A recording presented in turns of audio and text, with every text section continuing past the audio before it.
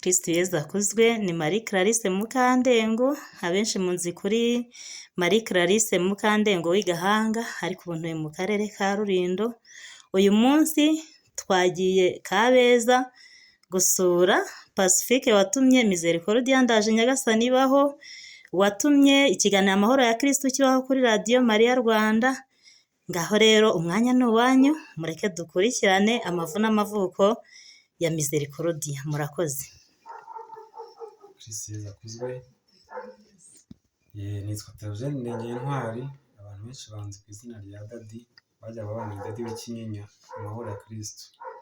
Umuryango Misericordia Ndaje Nyagasani watangiriye mu bitaro byitiriwe Umwami Faisal ku Kacyiru ku itariki ya 15 z'ukwezi kwa gatanu 2009. Umwana witwa Kayitesi Pacifique yakandagiye igisasu cya mine kimuca akaguru, ajya kuvurizwa mu bitaro by'Umwami Faisal ku Kacyiru.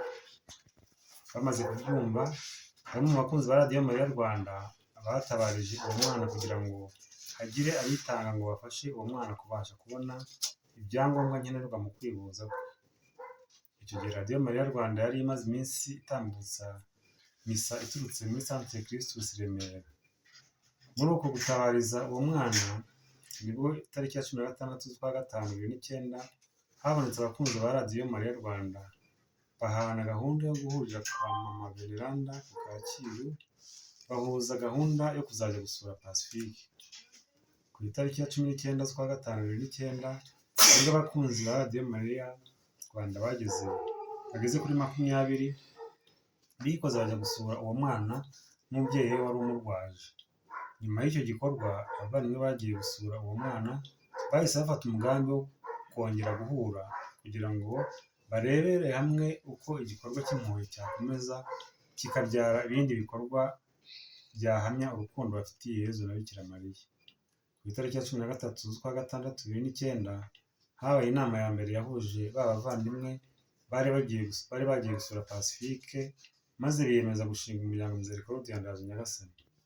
Kwitwa Misericordia Ndaje Nyagasani byaturutse mu nama yabereye kuri Paruwasi Katedrali ya Saint Michel ku itariki ya 13 z'ukwa gatandatu 2009, ubwo abari bayijemo babanje kwibaza icyo Imana ibahamagarira, nyuma yo kumva ko Nyagasani Yezu abahamagarira kugira ngo bo babe abahamya b'impuhwe z'Imana, haba mu bikorwa no mu magambo, kandi mu buzima bwabo bwa buri munsi.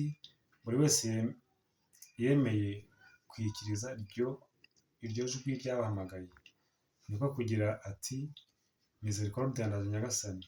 Kuva ubwo umuryango ufashe izina rya Misericordia Ndaje Nyagasani. Ingingo ya mbere ni intego z'umuryango Misericordia Ndaje Nyagasani. Umuryango Misericordia Ndaje Nyagasani wegamiye kuri Kiliziya Gatolika, ugamije guhuriza hamwe abantu bo mu miryango ya Kiliziya Gatolika no mu makoraniro atandukanye ya Kiliziya Gatolika kugira ngo bafatanyirize hamwe gusobanukirwa, kwiyambaza no guhamya impuhwe z'Imana buri muntu mu buzima bwe bwa buri munsi, ndetse bose bafatanyirije hamwe. Ingingo ya kabiri ni ibikorwa by'umuryango Misericordia Ndaje Nyagasani. Hari gutegura no gukora amahuriro agamije gufasha abantu gusobanukirwa n'impuhwe z'Imana. Hari gutegura no gukora ibiganiro bigamije gufasha abantu gusobanukirwa n'impuhwe z'Imana. N'ubundi hari gutegura no gukora ingendo nyobokamana zigamije kwiyambaza no kumenyekanisha impuhwe z'Imana, no gukora ibikorwa by'urukundo bigamije kugaragariza ikiremwamuntu impuhwe z'Imana. Ingingo ya gatatu ni abari mu muryango Misericordia Ndaje Nyagasani. Misericordia Ndaje Nyagasani ihuje abakristo gatolika b'abalayiki, abihaye Imana biyemeje gufatanya kugira ngo abantu bamenye impuhwe z'Imana kandi babashe kuziyambaza, ndetse no kugaragariza ikiremwamuntu impuhwe, cyane cyane abababaye, hagamijwe kugira ngo buri wese agire icyizere mu Mana y'ishingiro ry'ubuzima. Ku ngingo ya kane ni ukuba umunyamuryango Misericordia Ndaje Nyagasani. Kugira ngo umuntu abe umunyamuryango wa Misericordia Ndaje Nyagasani, agomba kuba ari umukristo gatolika wabatijwe cyangwa se ari kwitegura kubatizwa, kuba yubahiriza inyigisho na gahunda zose za Kiliziya Gatolika, kuba yemera nta shiti ko Bikira Mariya ari nyina wa Jambo, kuba yemera gucengerwa n'impuhwe z'Imana z'urwego umuntu azuririraho asanga uwamuremye ngo babane ubuziraherezo, no kuba intumwa n'umuhamya w'impuhwe z'Imana, guharanira ko urukundo, ubuvandimwe n'amahoro biganza mu bantu kandi bishingiye ku mpuhwe z'Imana, ahereye kuba bari kumwe mu muryango, kuba yiyambaza impuhwe z'Imana buri munsi ku isaha ya saa cyenda z'amanywa, kuba yitabira gahunda z'umuryango remezo no kutabangamira imiryango ya gisore. Ingingo ya 5 ni uburyo bwo kwinjira mu muryango wa Misericordia Ndaje Nyagasani. Umuntu wese yifuza kujya mu muryango wa Misericordia Ndaje Nyagasani agomba kubikora mu nyandiko, yandika ibaruwa ayishyikiriza perezida w'umuryango wa Misericordia Ndaje Nyagasani ku rwego rwa zone.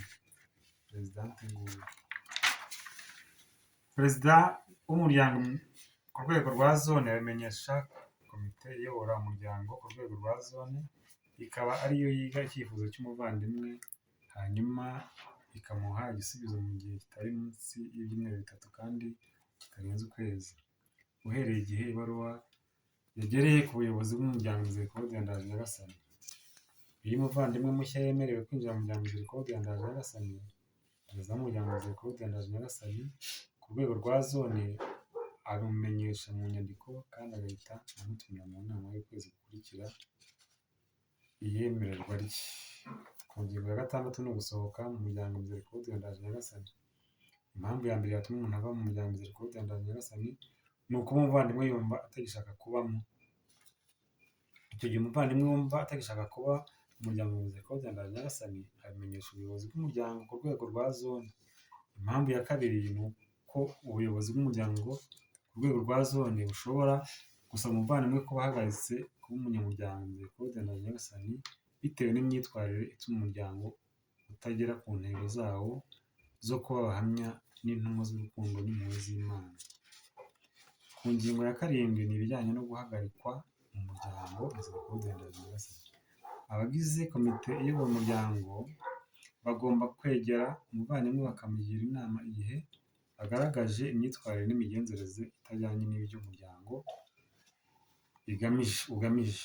Igihe yanze kwisubiraho, umuvandimwe ahagarikwa kwitabira inama kandi bikamenyeshwa abandi bavandimwe, bitabaye ngombwa ko bajya kuvuga byose bijyanye n'ibyatumye umuvandimwe ahagarikwa mu muryango. Umuvandimwe wahagaritswe yemererwa kugaruka mu muryango ari uko yiyemeje kugenza uko amabwiriza agenga umuryango ateganya. Noneho ku ngingo ya 8 hari ibyo abavandimwe bagize umuryango Misericordia Ndaje Nyagasani bagomba kwirinda. Abagize umuryango bagomba kwirinda cyane cyane ibikurikira: gucira imanza abandi kuko byica ubuvandimwe, kumena ibanga, gukomeretsa mu magambo, gukora ikintu cyose cyatuma umuryango Misericordia Ndaje Nyagasani ugaragara nabi haba imbere muri ryo cyangwa se hanze yayo. Ku ngingo ya 9 hari amahuriro ku rwego rwa zone. Buri wa 6 wa buri kwezi hagomba kuba ihuriro ry'abagize umuryango Misericordia Ndaje Nyagasani ku rwego rwa zone, ni ukuvuga abari mu muryango bahuriye muri paruwasi. Muri iryo huriro hakorerwa ibikurikira: kwakira abavandimwe bashya no kubasobanurira umuryango. Ibiganiro bigamije gufashanya gusobanukirwa n'impuhwe z'Imana n'uburyo bwo kuziyambaza no kuzamamaza bishingiye ku nyigisho za Kiliziya Gatolika. Gufata gahunda y'ibikorwa by'umuryango mu kwezi gukurikiyeho, kurebera hamwe igikorwa cy'urukundo kizakorwa n'uko bizakorwa, gutanga raporo igezwa ku bavandimwe bose igaragaza ibyakozwe mu kwezi gushize. Ku ngingo ya 10 hari amahuriro ku rwego rw'igihugu. Kabiri mu mwaka hagomba kuba ihuriro ry'umuryango Misericordia Ndaje Nyagasani ku rwego rw'igihugu. Ihuriro ry'umuryango ku rwego rw'igihugu rigamije ibikurikira: kuganirira hamwe ingingo ifasha abavandimwe kumva, gukunda, kwiyambaza no kuba abahamya b'impuhwe z'Imana aho bari hose n'igihe icyo ari cyo cyose, gutuma abavandimwe baturutse hirya no hino bahura bakamenyana kugira ngo bafatanye urugendo baziranye, kugaragarizwa uko umuryango uhagaze ku rwego rw'igihugu, gufatira hamwe ingamba zatuma umuryango ukomeza gushinga imizi mu ntego zawo, gufatira hamwe ingamba kugira ngo ibikorwa by'urukundo bikeneye imbaraga ku rwego rw'igihugu bigerweho. Ingingo ya 11 ni inzego z'umuryango Misericordia Ndage Nyagasani. Misericordia Ndage Nyagasani ikorera ku rwego rwa zone, ni ukuvuga muri paruwasi no ku rwego rw'igihugu.